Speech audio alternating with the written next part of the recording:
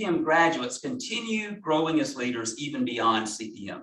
So you're going to hear from 6 exciting, interesting presentations, and I believe that you'll experience a lot of enthusiasm from these presenters as they share with you this morning the progress that Alabama is making as it relates to these particular topics. But before we begin with our presentations this morning, I would like to acknowledge a few key leaders within Auburn University at Montgomery. The CPM program would not be able to thrive in the way that it does without the strong support of Auburn University at Montgomery and our leader and chancellor, Dr. Carl Stockton. We appreciate him and his support of this particular program. So if Dr. Stockton is on the call this morning, I'd like to invite him to share a few opening comments.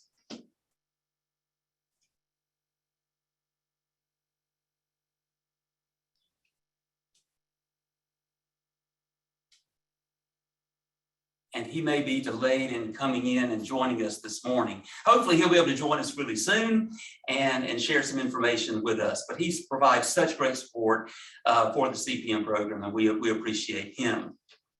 As we go forward this morning, we're going to be talking about these particular topics.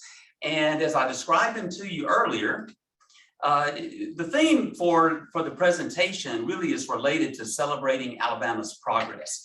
And you see the topics that are on the screen this morning. And these teams have really worked together over the last 6 months to research and to collaborate with one another related to these particular topics. But furthermore, they have reached out to organizational leaders across the state to learn from them and to gain from their experience and their insights in this process. So we want to say a special thanks to the commissioners, the directors, the organizational leaders across the state who have opened up their doors to help our teams in this process. Hey, I see Neil, Dr. Stockton is with us this morning, so thank you, Dr. Stockton, for joining us. Thank you, Neil. You guys had a hard time unmuting me for a minute, so I've been here ever since we started. So thank you for allowing me to say a few words today. First of all, I'd like to thank Neil Kelly and his staff. Neil, you do a great job every year for the CPM program. We hear nothing but positive things about the program from a lot of people in our community and our leaders. So thank you, Neil, for doing that.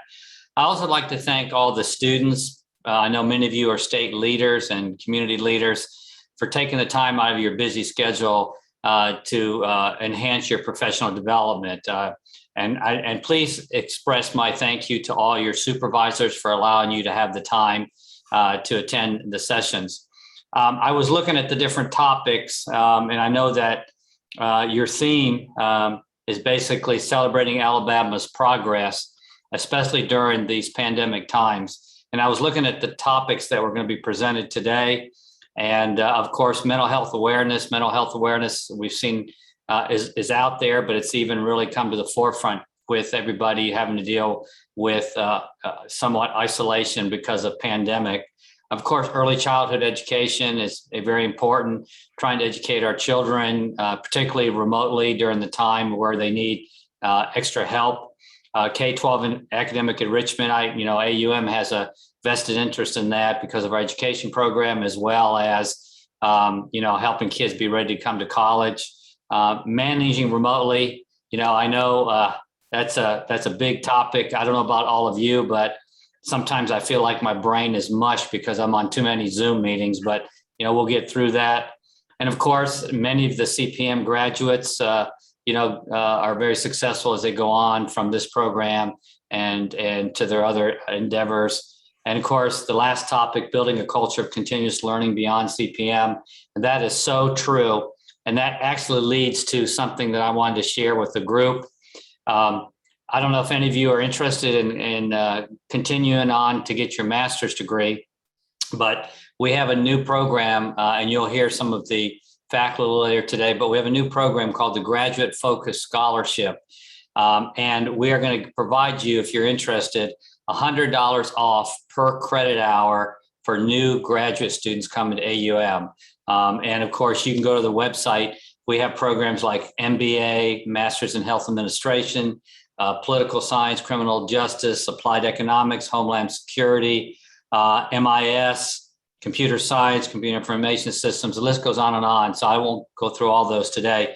And that kind of leads into my last comment before I turn it back over to Neil. And that is, if you're interested in learning about getting a master's degree or continuing your education, on Tuesday night, October 19th, from 5 to 7 p.m. in our Taylor Center, room 221 through 223, we have something called Graduate Preview Night. And Graduate Preview Night is where you can come in, you can talk to different departments, you can talk to our admissions and see what it's about and see if you're interested in the program. There's no charge for it. And I believe, and I may be misspoken, but I believe if all students, potential students who attend that event, we don't charge them an application fee for that event. So I know I'm selling the university to all of you because that's my job as chancellor, but really more than that, I really want to thank all of you students for taking time out of your busy schedule, trying to navigate the waters, not only within our community and the state, but during this pandemic. And so have a great presentation. I'll stay on as long as I can. And I got to say, go Warhawks, and have a great meeting and have a great weekend. Thank you, Neil, for allowing me to say a few words. Great. Thank you, Dr. Stockton. We appreciate your support for the CPM program. Auburn University of Montgomery does desire to offer great learning opportunities through the CPM program, but also through other educational opportunities through degree programs at AUM. And I believe we have on the call with us today, Dr. Andrew Cortell and Mr. Charles Jackson. They are here to share about their graduate degree programs, the MPA program and the MBA program, which I believe could be of great benefit to some of our listening audience. Dr. Cortell, if you're on the call, I would invite you to share a few remarks, if you would.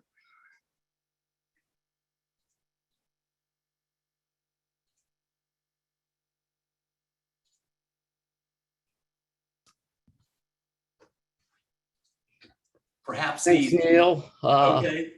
I'm here and listening. I'm not certain I can turn my video on. Am I able to do that? Okay, we see you. You see me now. Oh, good. Excellent. I don't see myself, so that makes it a little awkward. I wanted to say congratulations to all of you. I'm looking forward to listening to the presentations after having met you all back in May. And I remember back in May that the projects were glimmers in your eyes at that point, and now they're all complete. And I know you're going to offer us some very valuable insights. And I hope you had a great time working collaboratively on the projects. And I want to echo Dr. Stockton's remarks about the opportunities that AUM graduate programs provide. As I talked back in May, you get some course credit for graduating from the CPM program. So that reduces the number of courses you have to take in the program. We are offering a number of different scholarships, including the MPA program as a special one for CPM graduates. And our program is very flexible to accommodate your busy schedules. So if you're looking for further opportunities in professional development, please don't hesitate to reach out to me. And I look forward to listening to your presentations. Thank you. Great. Thank you, Dr. Cortell. We appreciate your support of the CPM program. My pleasure. Also, Mr. Charles Jackson. Charles, if you're on the call as well, we'd love to hear some information about the MBA program. Absolutely. Again, I just want to thank you all for the opportunity just to share with you all today, and just want to, Neil, I'm not sure, but if you all can advance the slide to the MBA slide, that would be awesome. Thank you so much. So just want to thank you all for the opportunity just to share a little bit from the College of Business today. And again, thank you all for the investments that you all are making into the citizens' lives across the state of Alabama, from your impact and work that you're doing in your roles and jobs across Alabama. So in the College of Business, we have primarily 4 programs. We have our MBA program, our Masters of Healthcare Administration program, the Masters of Science and Management Information Systems, and also the Masters of Accountancy program. Primarily with our MBA program, we have decided for those who are completing the CPM program to be able to give you all credit for 6 credit hours in the program, which is an additional $3,000 worth of savings on top of the scholarship opportunities in which you heard our chancellor sharing about a few moments ago, right? So along with those scholarship opportunities, one of the things that we have worked very hard and consistent at is making sure our program is accessible and flexible for working professionals like yourselves, with evening start times for our classes, but then also have an accelerated option where the classes can be completed in as little as 12 months if you want to go that pace, or at a time that is more befitting for you and your family and your work-life balance. Classes are offered in an 8-week format, right, where you are focusing on up to 2 classes at a specific time, as opposed to the traditional full load of 3 or 4 classes that graduate students typically see to be able to matriculate within a 12-month period. Again, we have restructured our program to offer that flexibility to support the work-life balance of our students. One of the things we also pride ourselves here at AUM is that we're a military-friendly institution with great military independent scholarships available as well. We'd love to talk more with you about these opportunities and scholarships that we have. So again, congratulations and thank you for investing in yourselves and investing your time into serving those across the state of Alabama. Great. Thank you, Mr. Jackson. And thank you all for your support of the CPM program. We're proud to have a few of our CPM participants now who are both in the MPA program and the MBA program as well. So now, as we turn our attention toward today's presentations, again, the theme is celebrating Alabama's progress. And as you listen to a brief 10-minute or so presentation on each of these topics, I believe that you'll be really encouraged with the incredible progress that is taking place across the state of Alabama. You're going to hear from 6 different presenters, and each presenter represents a team of individuals who've really worked collaboratively again together as they provide the work that they have accomplished for you. At the close of the presentation, we do invite you to visit these teams' white papers, where you will be able to take advantage of the full amount of research that they have done in this effort. So if you go to aum.edu/CPM, you'll be able to find their white papers and learn more about the information that you're going to gain today. So without further delay, I'd like to turn our attention to our first presenter this morning, Ms. Keisha Crenshaw.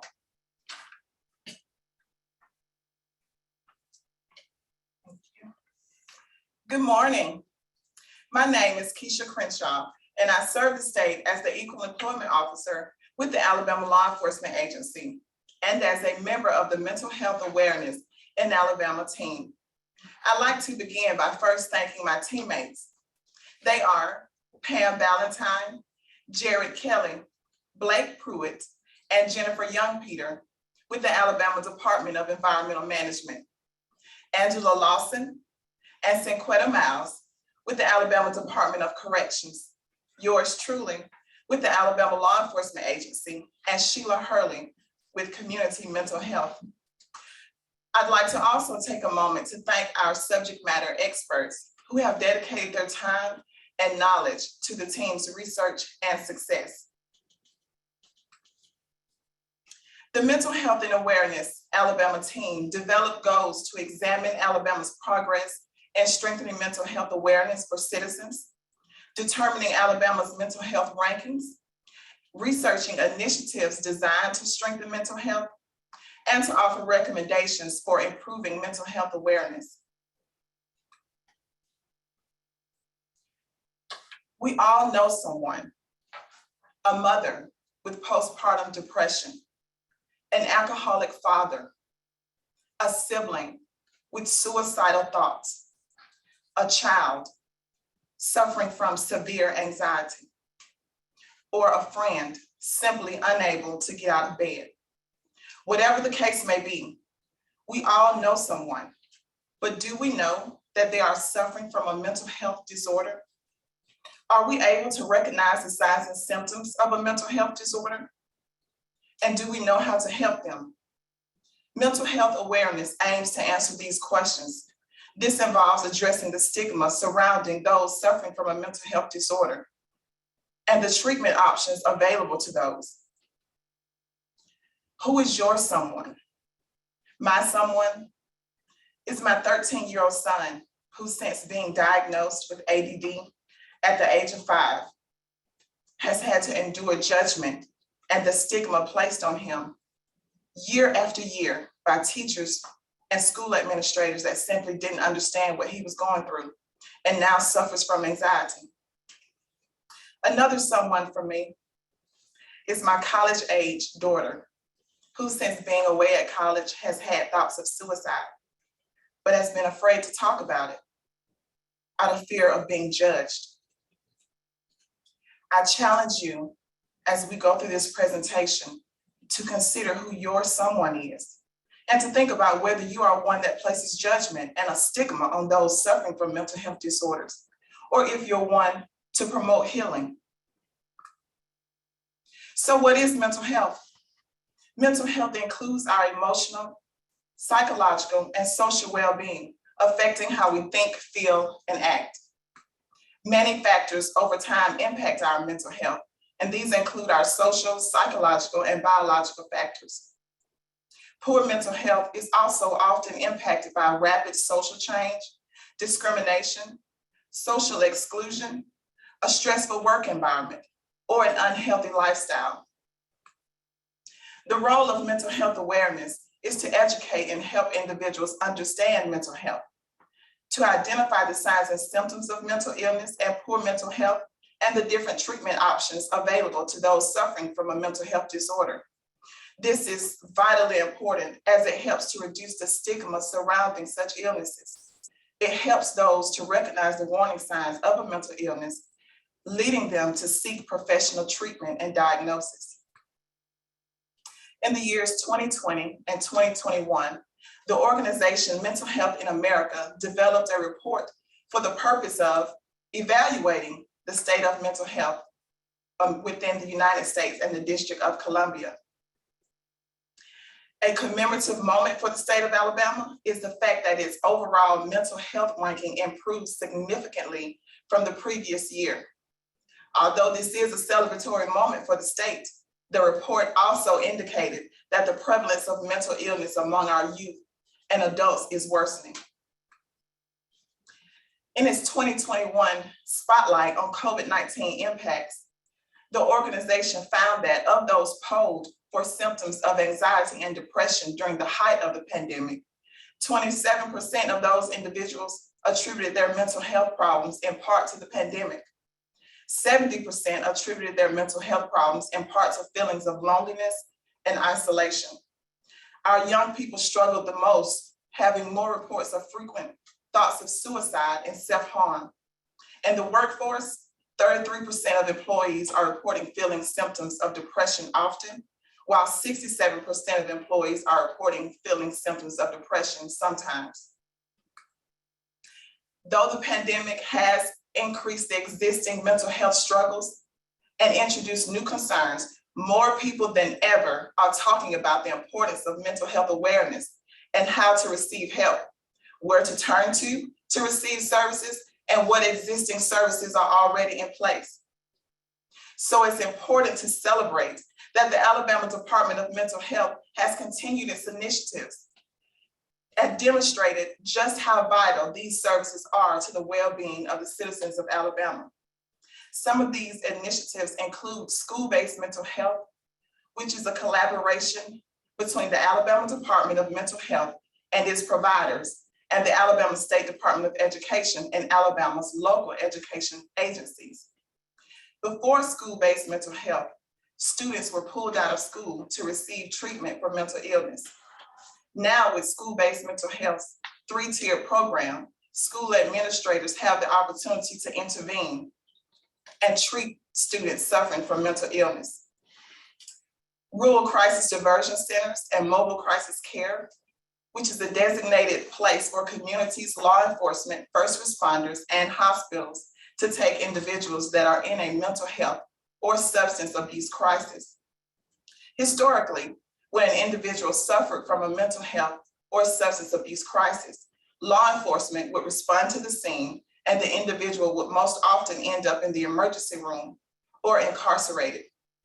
With mobile crisis care, crisis teams respond to the scene instead of or alongside law enforcement to ensure adequate treatment, expanding that treatment beyond brick and mortar. And mental health first aid, which is a course that teaches individuals how to identify, understand, and respond to the signs of mental illness and substance use disorders. This is important as we know that 1 in 5 children will experience a mental health issue at some point. That is not all. The Alabama Department of Mental Health has goals for the future, which include expanding school-based mental health to every school system, having all 67 counties serviced by crisis centers, and to increase the access to mental health first aid and training. So there's so much more work to be done. Imagine what the state of Alabama could do with funding increased to that of the state of Georgia, who ranks significantly higher than Alabama in having a lower prevalence of mental illness among youth. Though only 5 years old, Georgia's APEX program received a whopping $4.2 million funding from its General Assembly in 2018 for the purpose of expanding its program, and another $8.4 million contribution from its General Assembly in 2019 for the same purpose. With this expansion in funding, Alabama will be able to increase its workforce size, retain qualified employees, and increase its services, expanding to all citizens within the state. An increase in funding would also help the Alabama Department of Mental Health upgrade its online media so that information is readily available and updated on a continuous basis. This will also help to increase its social media platform, reaching more Alabamians. And lastly, consolidating care and programs for the equitable sharing of funding that is allocated based on need.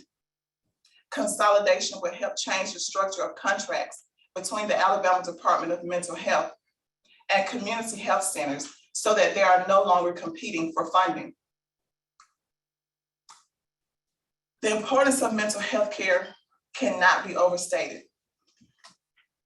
The mental health of Americans is worsening, and more people than ever are struggling with their mental health as a result of the COVID-19 pandemic. Alabama has made significant strides towards addressing the mental health crisis with such initiatives as school-based mental health, crisis diversion centers, and mental health first aid.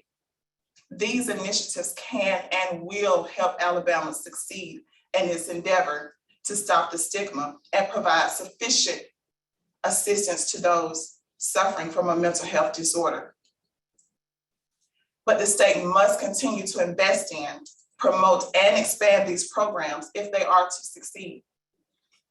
The Mental Health Awareness in Alabama CPM Solutions team believes that the recommendations provided throughout this presentation will help stop the stigma and start healing for those suffering from a mental health disorder. So if you've reflected on your someone, think now on how you will help stop the stigma and promote healing. Thank you.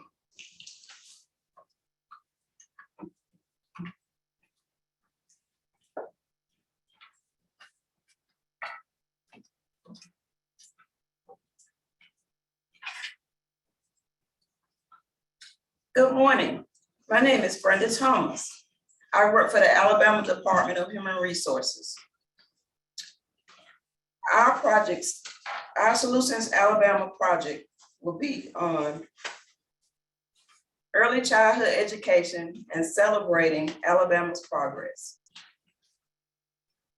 My team members include Donna Adams and Lynn Roper with the Alabama Department of Environmental Management, Talisa Warren with the Alabama Forestry Commission, myself, Brenda Thomas, and Vanessa Harris and Mara Wooddale with the Retirement Systems of Alabama.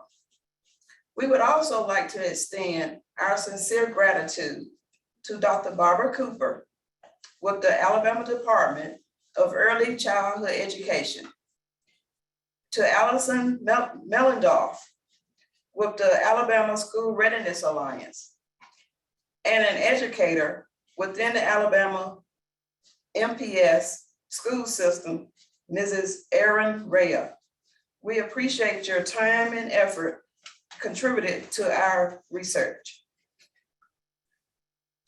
Our objective will examine the outcomes for Alabama nationally recognized first-class pre-K program, as well as other early education initiatives, and offer recommendations for expanding the success and best practices in early childhood education. At home, parents, grandparents, caregivers, we teach our children words, songs, and a love for books. But preschool provides the structure and opportunities to build upon this foundation. Do you know children who are behind in kindergarten are more likely to fall behind for their entire educational experience? Why is early childhood education so important? When children are young, they are learning sponges. Every experience, every test they learn, every behavior they adopt is an investment in their future. Studies have shown that 95% of a child's brain develops before the age of 5. Children that participate in high-quality pre-K programs are more likely to graduate from high school and go on to college, to score higher on achievement tests. They're more likely to be gainfully employed in their adult life, and they're more likely to stay out of prison and off of welfare. They're less likely to be suspended from school. They're less likely to have to repeat a grade. They're less likely to be subject to addiction, and they're less likely to be arrested.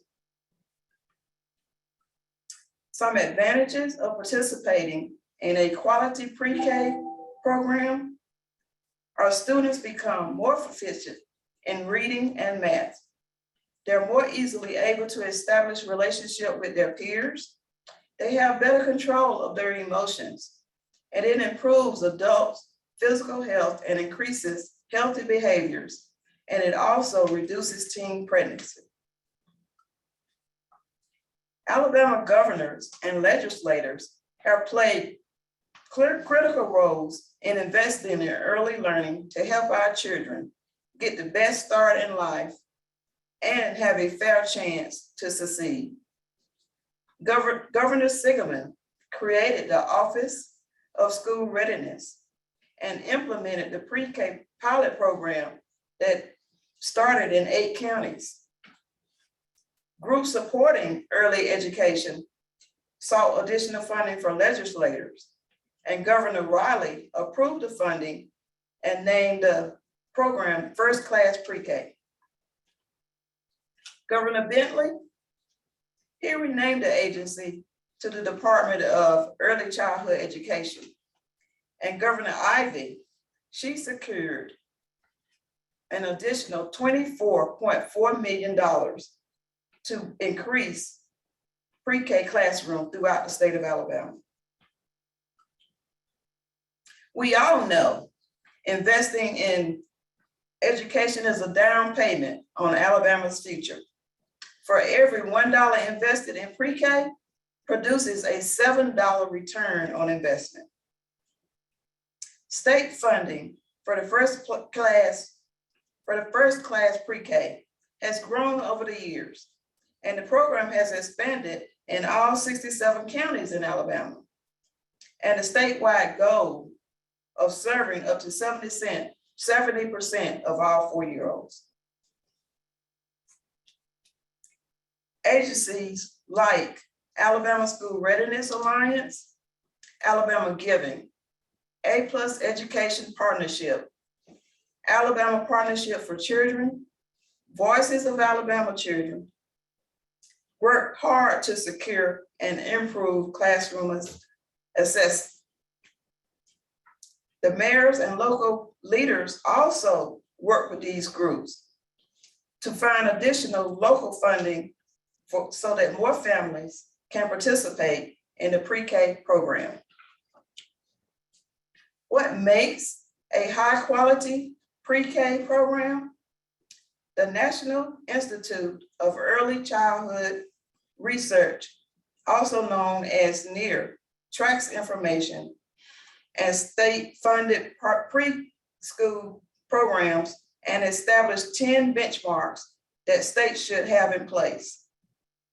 The NEAR standards focus on areas such as teachers have bachelor's degrees, they do professional development, they do coaching for the staff, and they look at classroom size and try to keep it at 20 students or lower. Alabama is one of 6 states to meet all 10 of these NEAR benchmarks. Alabama First Class Pre-K ranked highest quality state program for the 15th consecutive year. There is little question that the COVID-19 caused unprecedented disruption in all human life and in the educational worldwide. However, Alabama has remained a leader in quality preschool enrollment and funding. Every child deserves a high-quality early childhood education. Alabama First Class Pre-K is one of the best in the nation. However, there is still opportunities for growth. Some barriers affecting growth are a lack of public awareness, inadequate government funding, inconvenient application and registration process, scheduling and transportation barriers, and not enough classroom throughout the state of Alabama. My team recommends raising awareness by creating an annual statewide pre-K awareness campaign that explains to parents the benefits of early childhood education. This campaign would also remind our state governors and leaders the importance of pre-K classrooms throughout the state of Alabama. For parents who can't register for the lottery online, program administrators could install computer kiosks, allowing all pre-K programs to stay open longer would help parents who need after-school care. Providing adequate transportation options and adding more classroom within lower income communities would also increase participation in the counties that currently have limited access.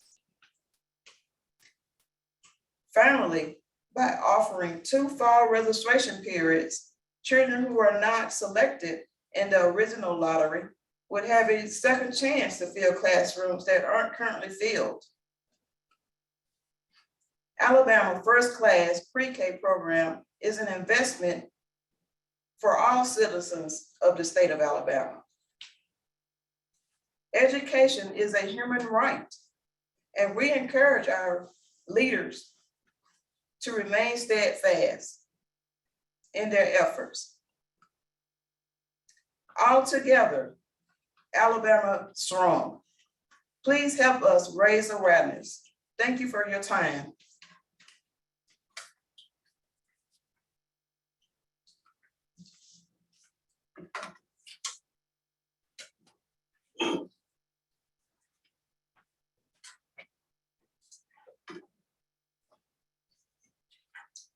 Good morning. I'm Charles Cruz. I'm representing the Department of Insurance. And I want to first take this occasion to thank my director and my commissioner, Mr. Jim Ridling, for the opportunity for this growth. I always have to start something out with a funny that keeps me out of HR. So I got my son who's fully grown now. He's a grown man working in Atlanta, and he may or may not be watching. I sent him the link, but he's probably too busy working or playing. I swear he coined the phrase "bad dad joke," because I always had a bad joke, and he's like, "That's just not even funny, Dad." So I'm gonna start out with what I call a bad dad joke. A student walks up to their teacher and says, "I really don't think I deserved a 0 on that test." And the teacher's like, "I agree, but I can't give you a lower grade." Somebody laughed. All right, good. I want to start out by talking about why we're looking at K-12 enrichment programs in Alabama.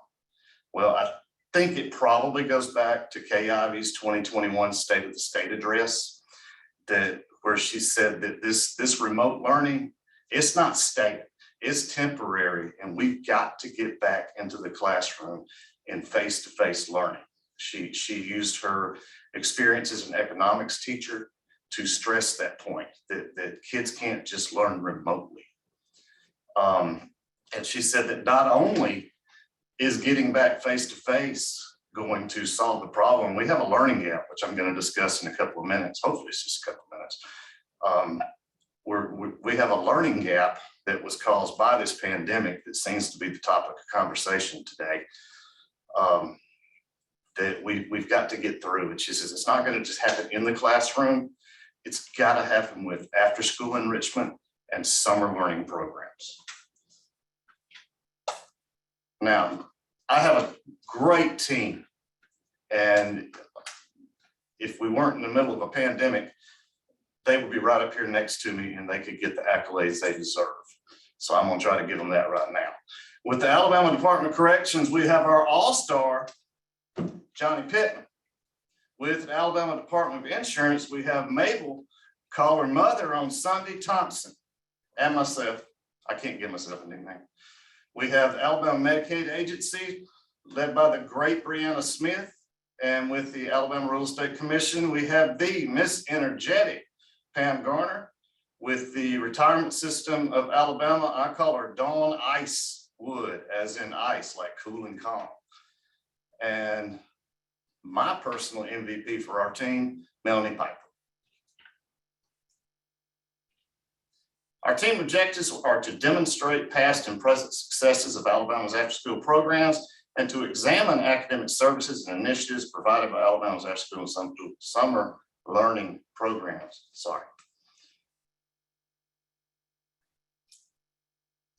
Nationally, for every child enrolled in an after-school program, there's 3 waiting to enroll.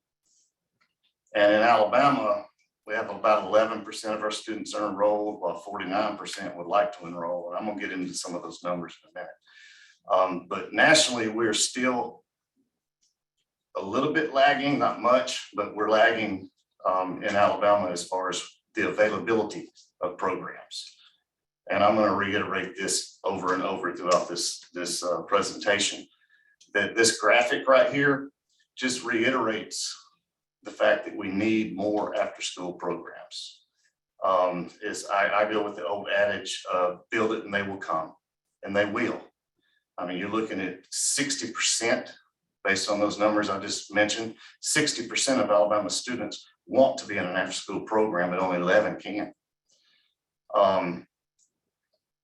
This doesn't demonstrate the demand of students and parents for programs. What it really, to me, demonstrates is a lack of availability. Types of programs. When you talk about after school and learning programs, you're talking about programs that offer enrichment outside of the school time. I have a little acronym, it's called PEAS, like peas and carrots. It's PEAS, you want to get the whole child. You want to get the physical, you want to get emotional, which goes back to, it segues all back to these past 2 presentations that I've been watching. Emotional, academic, and if you want to make it a AA piece, artistic and social. And a lot of these programs, you're going to have to include activities that engage the student in the moment. Popularity of these programs, you see the numbers. It's overwhelmingly parents of after-school and summer learning programs are satisfied with the program, and they all are in favor of public funding, which I'll get into that a little bit too. The learning gap, this goes back to what I mentioned earlier with Governor Ivey. Children typically lose 2 months of learning each summer, whether it's because they're not in school for 2 months, or the fact that they're not reading books or practicing their math skills or looking at science websites, whatever reason, they're losing 2 months of learning every summer. And I know as a teacher myself, I taught for 15 years in Texas. You spend August and September reminding kids what they're supposed to know. Due to the pandemic, 96% of our classroom educators saw a loss of academic or social skills. And the social skills is what's really important here, because we've all lost some social skills. Even one of my partners over here watching me right now is like, it's good to see you back in the building because I haven't been here in a year. Study in November 2020 study found that student improvement in math dropped 5 to 10 percentage points. Reading scores flatlined. Existing programs, there are over 80,000 students participating in Alabama's after-school programs in 2020. And let me do a little bit of math here with you. I'm probably getting ahead of myself, but there are 750,000 roughly K through 12 students in Alabama. Keep that number in your head. We spend that 6.5 hours a week on average in these after-school programs. And 21st Century Community Learning Centers is a grant program that I'm going to describe on the next slide. It's the only federal funding we receive for after-school programs. 21st Century Learning Communities, they have guidelines that are determined by the Alabama Department of Education and the federal government. One of the big things they require are language or English and math skills. You got to learn how to read, you got to learn how to do some math in this program. And they have an operations manual that is really kind of like a Robert Irvine how to be successful list, how to manage your budget, how to hire and manage your team, how to train them, how to deal with student discipline, how to set up the academic program. What are you wanting to teach these kids? What are you wanting to enrich? But the 21st Century Community Learning Centers, Alabama's budgeted last year and the year before, somewhere in the range of $19 million a year. And you go, oh, that's a lot of money. And this year, 2022, they're budgeted over $20 million. But you think about it, let's go back to that math I was telling you. You got 750,000 students and you got $20 million. Well, that's about $27 a kid for the whole year. That's not going to cut it. But the 21st Century Community Learning Centers is a very, very successful program. And Erica Rucker, the director, what she does, she works with the grantees, the ones that have received this money, this funding, and they meet almost monthly, except in the summer. But they meet almost monthly via Zoom, and they talk about their successes, they talk about their issues and how they can help one another. So she does a real good job with this program. Program benefits, the biggest benefit that you see, I'm not going to read the slide, you can read it to yourself. The biggest benefit is employment skills, where these kids, you know what, isn't it great to have an employee that comes to work? You know, their attendance improves, their leadership skills improve, self-reliance, responsibility, the ability to meet a deadline. Those are things you want to look at. But parents say the biggest benefit for their kid is that the student, their child, is gaining social skills by interacting with their peers. And not to mention juvenile crime. If you're in an after-school program, you're not running around doing something you shouldn't be doing. Success story. Our biggest success story is Montgomery Leaps. It's a program that was started just this year in 2021, where the Montgomery Leaps partnered with the City of Montgomery Parks and Recreation. They partnered with Montgomery Public School System because Montgomery Public Schools fed them breakfast and lunch, which was no cost to the kid or the parent. And the partnership was what's really important here. And I'm gonna stress it when I get down here and tell you what you got to go do. The programs operate at no cost to parents. They had units on civil rights and arts, and they had guest speakers that would come in. And these speakers, one of them was the youngest marcher in the civil rights movement. The kids were offered in the mornings, they did book studies on arts and civil rights, and they had college students that would come in, mentored by two certified teachers, excuse me. They mentored by two certified teachers, and they would work in academic programs in the morning, and then the kids got to go out and have some fun in the afternoon. They had archery, kayaking, I mean, all kinds of things we want to do. We want to go swimming, let's go. So you had 108 hours in academic programs, 54 hours in extracurricular activities. And again, the kids were in this program for over 6 weeks, and they gained 2.5 months of reading and 2 months of math skills. And the program director, Miss Jackie Brattle, she said the goal was she wanted to create a program that the kids wanted to attend and was meaningful and relevant to their lives. And she thinks they did accomplish it, even though they did have challenges with the coronavirus. 97% of kids learned something new, they say. 96% of parents would recommend Leaps, Montgomery Leaps, to other parents. And the attendance rate was 81%. Our challenges, capacity.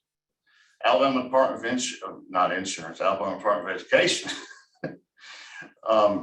has a strict code on student to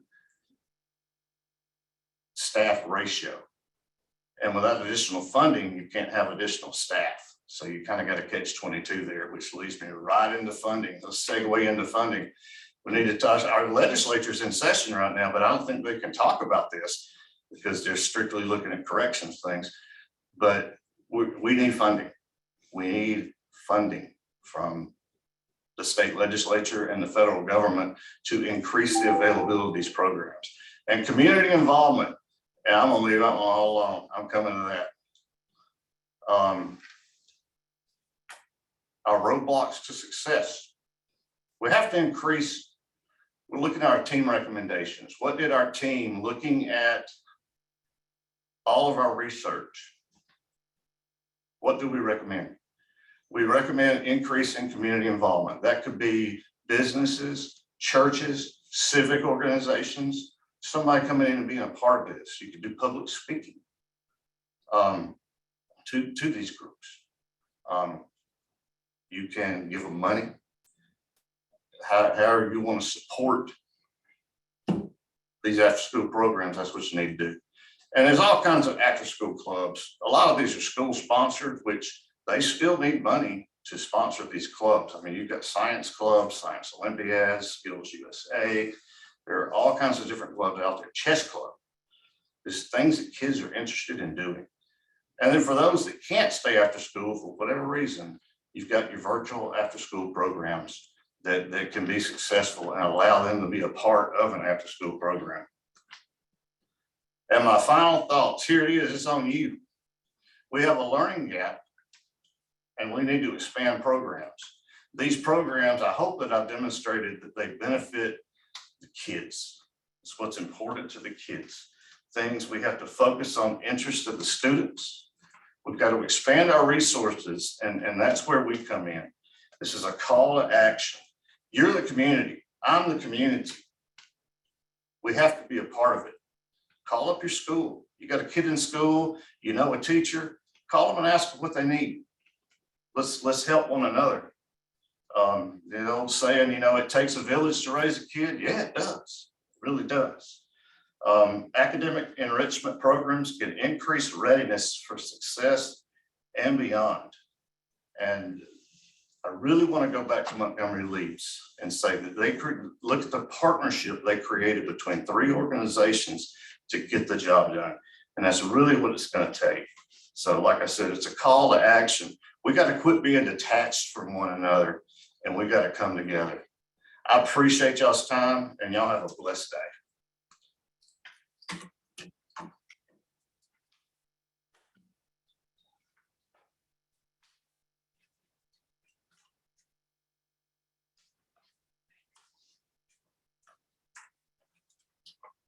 Good morning, I'm V. Mosley with the Alabama Legislative Services Agency. Our project for Solutions Alabama was managing remotely during the pandemic. We're celebrating Alabama's progress. Our team members were Joe Kelly from the Alabama Department of Environmental Management, Rosalind Pitts with the Alabama Department of Insurance, myself with the Alabama Legislative Services Agency, Corey Rambo with the Alabama State Treasury's Office, Jody Henley, Wanda Armstrong Laconico with the Retirement Systems of Alabama. The purpose of our Solutions Alabama project was we wanted to identify the best practices selected by all the state agencies to look at the remote workforce. So our team's purpose, identify the best practices in remote work environment, determine the most effective management strategies for a remote workforce, and recommend solutions for continued success and managing the remote work environment. The pandemic begins. So on March 13, 2020, Alabama's Governor Kay Ivey declared a state of emergency.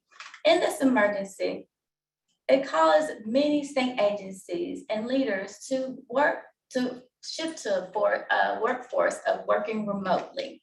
We had to find creative ways to utilize technology to come up with new solutions in order to continue the workforce for Alabama. We found 3 success stories, and we chose these agencies based on the size, their mission statement, and the number of employees they had. We begin with our largest of the success stories, the Alabama Department of Environmental Management. The mid-size state agency was the Department of Insurance, and the smallest of the 3 was Alabama Supercomputer Authority. The themes we explored that we felt as though they were really important to look at, that all that they had in common. When we looked at it, it was the policies, the training, the employee engagement, and the technology that they used. So we begin with the largest being the Alabama Department of Environmental Management. They employ 581 employees. They already had a robust IT infrastructure. They were able to procure IT resources quickly. They implemented VPN, Teams, Zoom, and other software for team communication and connectivity. And they also utilize a cadence of productivity and accountability. With the Alabama Department of Insurance being the mid-sized agency, they employ 155 employees. Alabama Department of Insurance, they were able to turn a bad situation into a positive by utilizing existing remote work policies that they already had in place. They increased frequency of communication between the employees. They provided autonomy to the managers for decision-making, and they prepared platforms for technology and upgrades. And they continue to improve upon their technology. Also, the Alabama Supercomputer Authority, being the smallest of the 3, they were able to utilize existing technology for electronic signatures, VPN, Adobe Acrobat, and other communication tools. They increased their productivity, their monitoring, created opportunities for immediate changes to benefit their team members, and also they implemented an onboard process to ensure new team members were educated and connected to the workforce. with Alabama Computer Authority, they were also able to hire a new employee to work through the pandemic.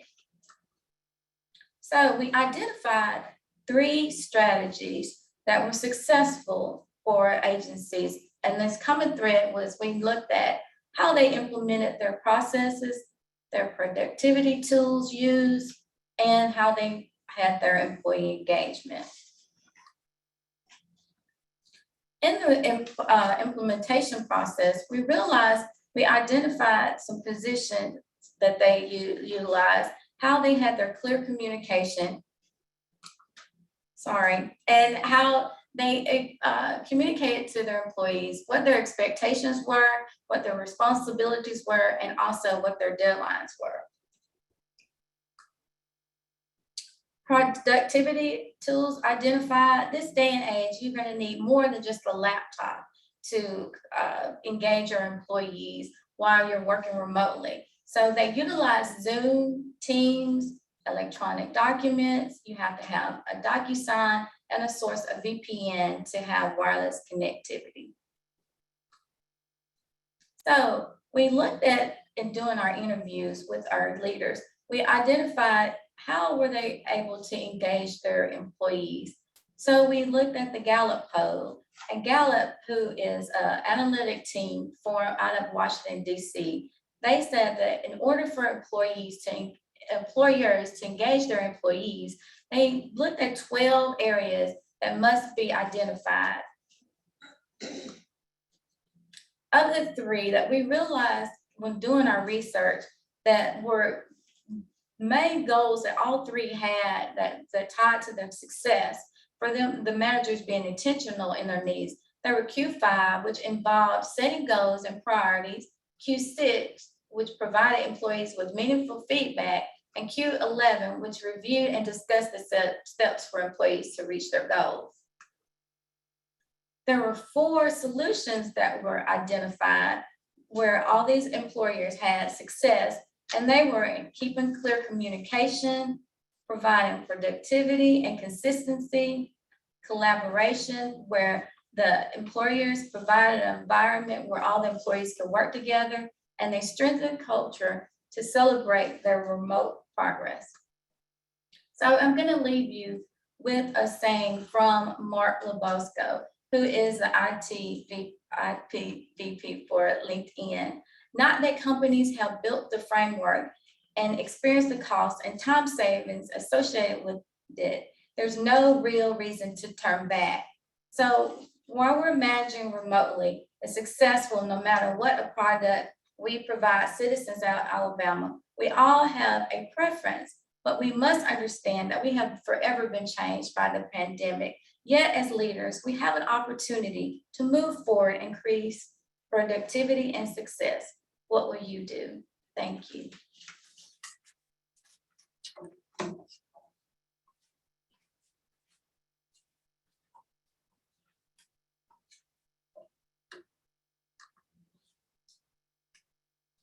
Good morning. My name is Darla Van Steenis, and I work for the Alabama Real Estate Commission. And I am part of the Celebrating CPM Graduate Successes in Alabama team. Our presentation celebrates CPM Alabama, and we are so excited to celebrate a program that has enriched our lives so much professionally and personally. Let me first introduce you to my other team members. Kavina Dixon, Antonio Hall, Rosie Shingles with the Alabama Department of Corrections, Carrie Blanton with the Alabama Department of Environmental Management, Dan Chappelle with the Alabama Forestry Commission, and David Kelly, the Retirement Systems of Alabama. Before we begin our celebration, let's first define CPM. Certified Public Manager programs foster and encourage the highest possible competence and ethical practice by managers in state and other levels of government. Specifically, Alabama has been fostering future and current state leaders for over 30 years. In the past decade, we've graduated 550 students who received their designation for CPM. Each year, 46 students graduate from the program. The program consists of a minimum of 300 contact hours over 18 months, plus the completion of a capstone project, which is why we are here today. Our presentation is going to focus on the overall benefits of CPM, examining agency improvements who have implemented CPM 1 projects, researching best practices and marketing strategies of other CPM programs, and offering recommendations to strengthen and expand Alabama's program. As a research tool, Team Success, along with the CPM network, disseminated a survey asking past graduates to answer some questions. The results of this survey showed that managerial and leadership skills were increased through the use of the CPM program. Additionally, 72 out of 80 participants stated that they would recommend this program to a colleague. Another aspect of our research was to interview past graduates whose CPM 1 projects were successfully implemented by their agencies. One of these stories involves Ms. Pam Oates. Ms. Oates is an educational specialist with the Alabama Real Estate Commission. She is responsible for the education and instruction of all instructors and administrators of real estate schools across the state of Alabama. Ms. Oates realized that there had to be a more efficient way to both teach and test license law. Her goals for this project were threefold. She wanted more flexibility in testing, she wanted grading to be automated, and most importantly, she wanted to free up her class time instruction to teach teaching methods. To implement her goals, she, along with the IT department, created a test that could be delivered electronically, it could be taken online, and then it could be submitted and graded automatically. Another part of her project was to create license law manuals that could be delivered via email to the instructors and administrators so that they were able to study license law at their own pace. Ms. Oates' project led to an impressive decrease in man hours. Over 200 instructors and administrators no longer had to travel from wherever they were in the state to Montgomery to test and learn on license law. Instead, they could do this from the comfort of where they resided. Additionally, she reduced the task of having to manually grade test. Another success story involves Ms. Elizabeth Fralish. Ms. Fralish is a loss control manager at the Office of Risk Management at the Alabama Department of Finance. While Ms. Fralish was in CPM 1, one of the tasks she had to do at work was to go into the field to value properties owned by the state of Alabama. This task was done by manually completing data entry for an assessment. This assessment was done by the person in the field. It then came back to her office where another person then entered manually more data. And finally, it went to underwriting where a third person then entered more data onto the form. Ms. Fralish thought that this task could be accomplished in a more efficient manner. She also thought that if she could figure out how to do it in a more efficient manner, it could reduce the opportunity for human error with so many different hands touching it and entering the data manually. Ms. Fralish accomplished this by converting the assessment into an electronic format, which her agency implemented and still uses today. This project has increased the efficiency of her agency by approximately 20% and saves them between $40,000 and $65,000 a year. Ms. Fralish, just as impressive as this project is the fact that Ms. Fralish won a national award called the Ask You Award, which is given to CPM 1 participants whose projects are successfully implemented. It is an honor to celebrate these ladies today. They are excellent examples of state employees who have made a difference through their involvement in CPM. A final aspect of our research was looking at the best practices of different programs, CPM programs throughout the nation. One of the programs we studied was the state of Florida. Florida is one of the largest CPM programs in the country and graduates approximately 350 students a year. They have an impressive number of 42 cohorts throughout the state, which are highlighted by the stars on the map. They focus on in-class learning, and like Alabama, they do not have a specific marketing campaign, but instead they rely on word of mouth of the state agencies they contract with. In an interview with Florida's director, Ms. Linda Jimenez Lopez, she stressed the fact that building relationships is key to the success of their program. The relationships between the students and the professors or the adjuncts. Obviously, this strategy is working because in its 42-year history, Florida has graduated over 8,000 students. Another state that we studied for their best practices is the state of Tennessee. The Tennessee program is a relatively new program, and their best practices rely heavily on the use of technology. In our interview with their director, Mr. Trent Clagg, He described how he has mounted successful marketing campaigns on both YouTube and Facebook. He also described an innovative technology that Tennessee utilizes called digital badging. Digital badging allows Florida to track where its students are going. It also allows both publicity and visibility for the program. As part of our project, Team Success was tasked with making recommendations to both strengthen the CPM Alabama program. Based upon our research, these are our following recommendations. First is economic impact. Many, if not all, CPM programs nationwide cite increased cost savings and efficiency from the implementation of CPM1 projects. However, it's very difficult to publicize this information if you aren't sure of the exact value. Team Success recommends the formal tracking of CPM1 projects that are implemented by state agencies. We believe that this tracking will prove an invaluable innovation for potential clients who can now see the value and put aside money to allocate training for their employees. Our second recommendation is a utilization of social media. In particular, we recommend YouTube and Facebook because these have proven successful for the state of Tennessee. Specifically, we would like to see online interviews with alumni discussing their success and the impact that the CPM program had on them. Not only will this highlight alumni achievements, but it can also be used as an excellent recruiting tool for the program.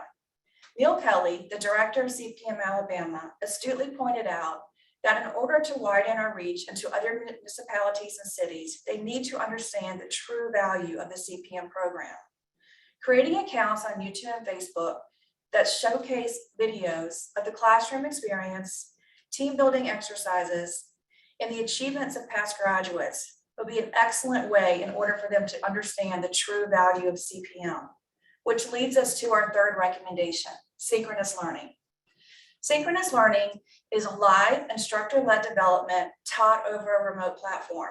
It has many of the same benefits as traditional classrooms, such as the ability to have breakout sessions and interactivity. If Alabama wants to expand into other cohorts, which is simply taking the program into different locations, then synchronous learning or online learning is an excellent option. This can benefit both agencies by cutting down on the cost of travel for their employees who want to attend the program, and it can also benefit Alabama CPM. It will allow them to gauge the interest of taking these programs into other locations before actually investing into the brick and mortar buildings and the adjuncts in those other cities. Our final recommendation is utilization of digital badging.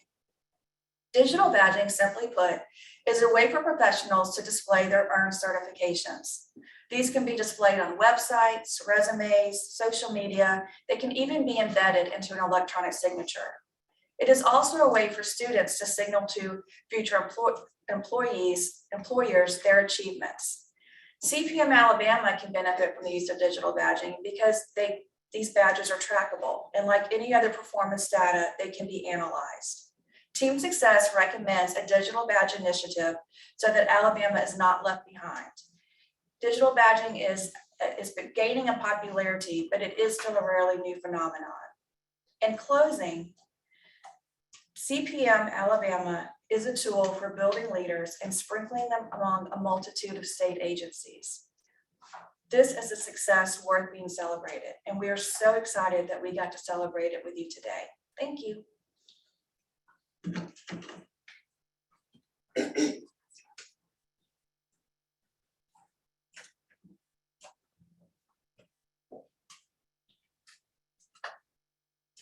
Good morning. I'm Deb Crook, and I represent the team that's looking at building a culture of continuous learning beyond CPM, celebrating Alabama's progress.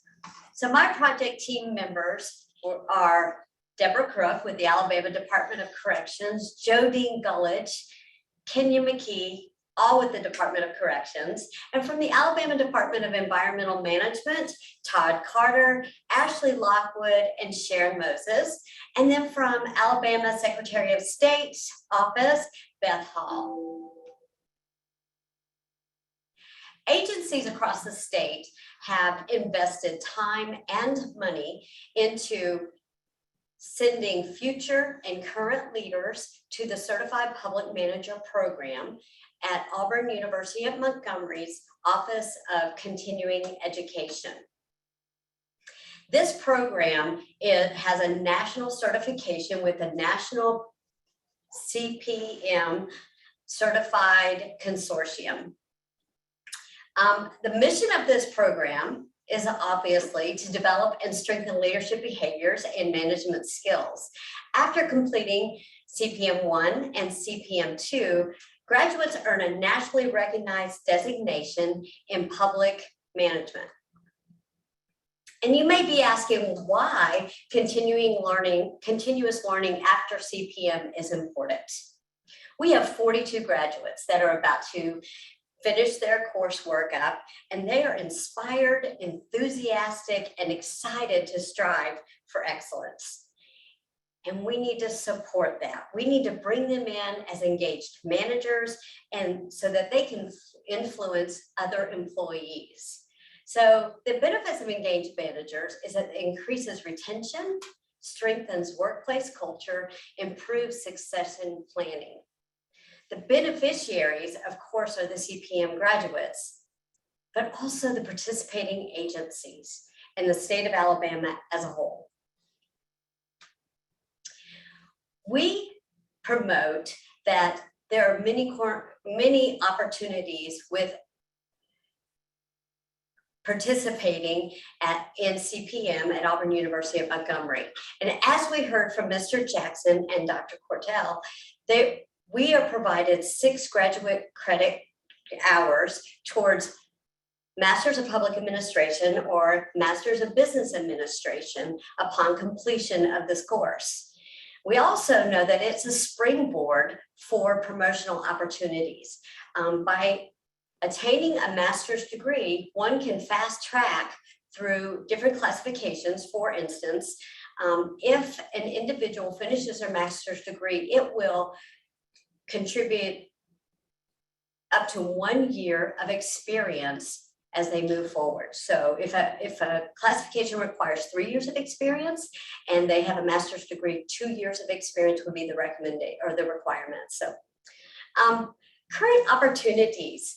So the 36%, if you look at this pie chart, 36% of CPM programs offer continuous learning opportunities or programs after CPM.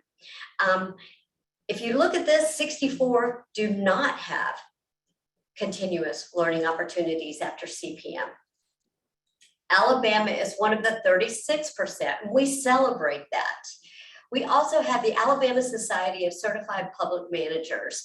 They are a champion for continuous learning for graduates of the CPM program. So ASCPM membership has many benefits. The chapter meetings in May, Governor Kay Ivey addressed the chapter here in Montgomery. There are lunch and learns. There are annual seminars. Annual seminar was conducted in August this year. There's social events. 2 weeks ago, we had the biscuits game.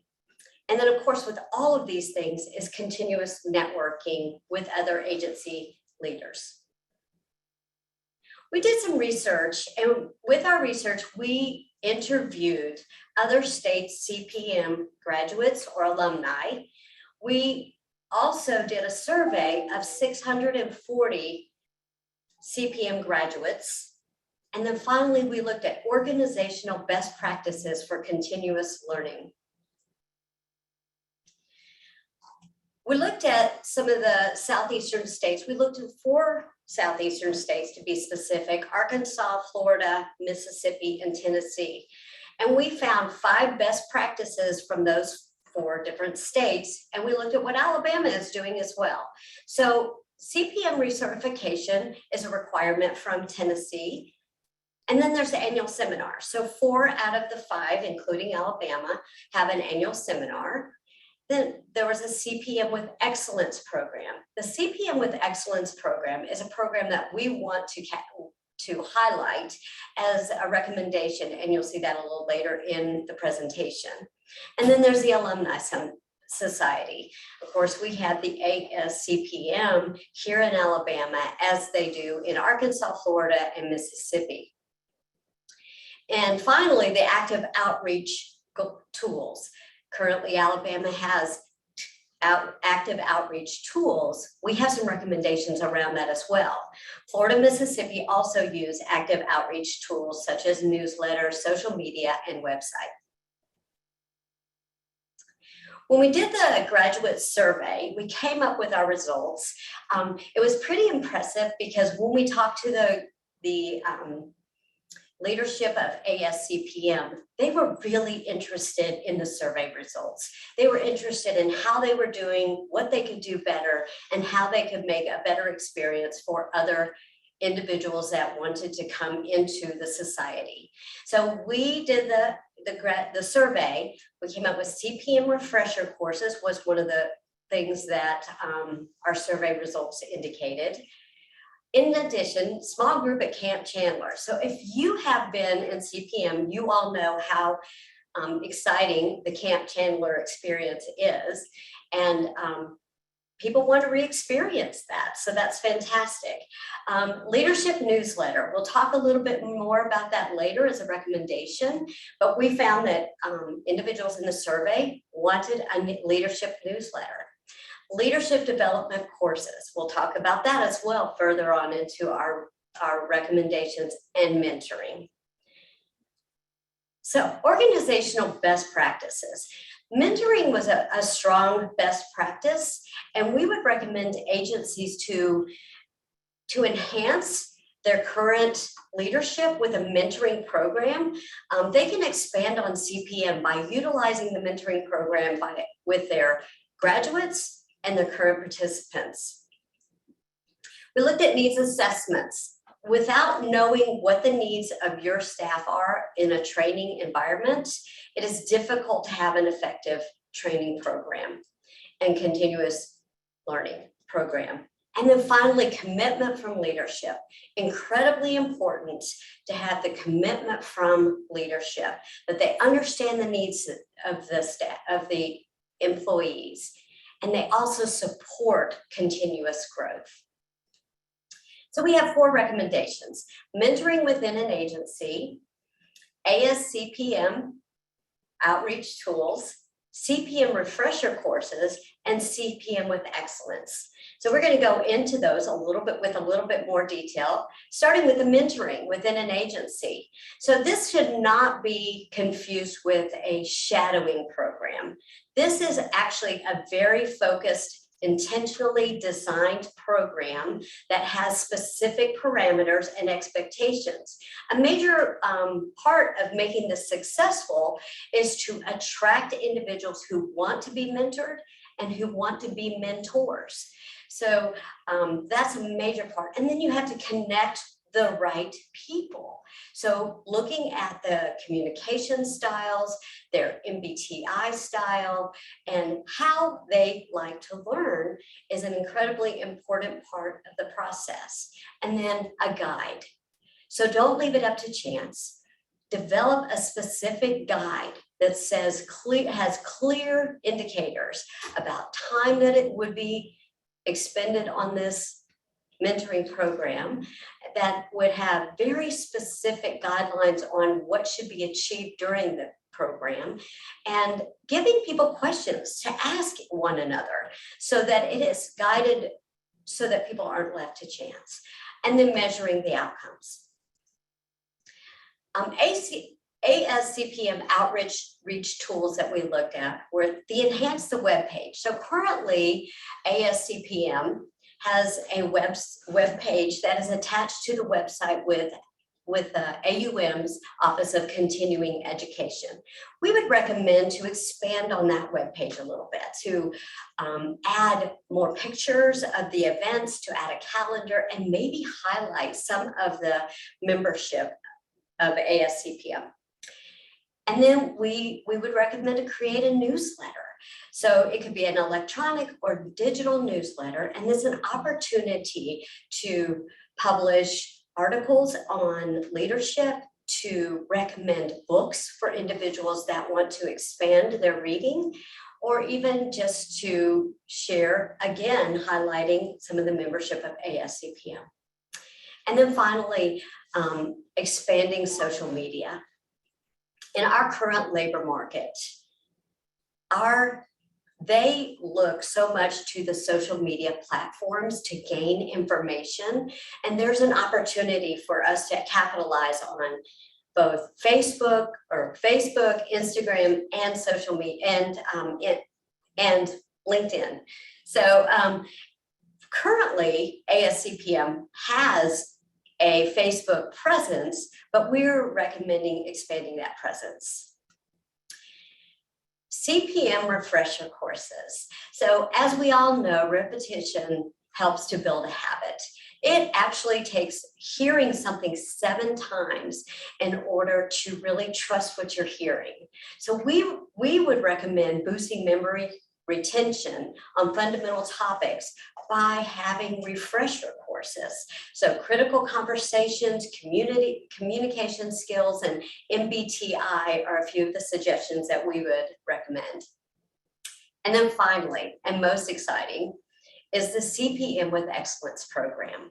This program they have this program in Arkansas and in Mississippi. In Arkansas, they promote it with awarding pens as people hit different benchmarks, either an amethyst or a ruby or a diamond would signify how many times an individual had achieved CPM with excellence. So we would recommend it be administered by ASCPM.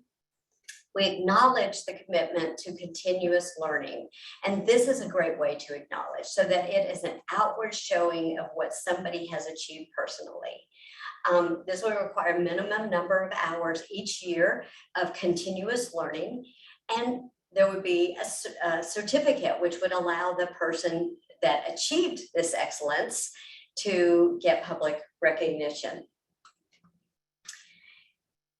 In conclusion, I hope that you see some of the individuals on this screen are individuals that you know and are familiar with. I want to thank the agencies for their commitment to sending students to CPM. It has been a true privilege to be in this course. Also, I really want to thank ASCPM for their commitment to serving the leadership in Alabama, and we look forward to serving with you. Thank you.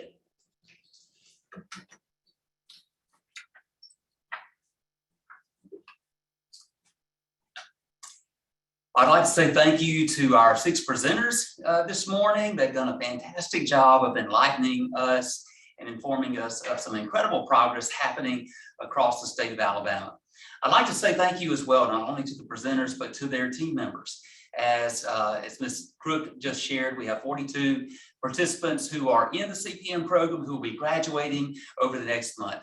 And they have worked tirelessly this year as they have sought to bring their recommendations and their findings to you this morning. We appreciate all of their efforts as they have been seeking to grow as leaders while holding significant responsibilities for the agencies in which they serve.